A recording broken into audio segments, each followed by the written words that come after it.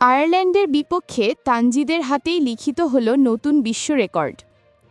চট্টগ্রামের বীরশ্রেষ্ঠ শহীদ flight lieutenant Motiur Rahman স্টেডিয়ামে আয়ারল্যান্ডের বিপক্ষে সিরিজের তৃতীয় টি-20 ম্যাচে অসাধারণ এক কীর্তি গড়লেন তানজিদ হাসান তামিম।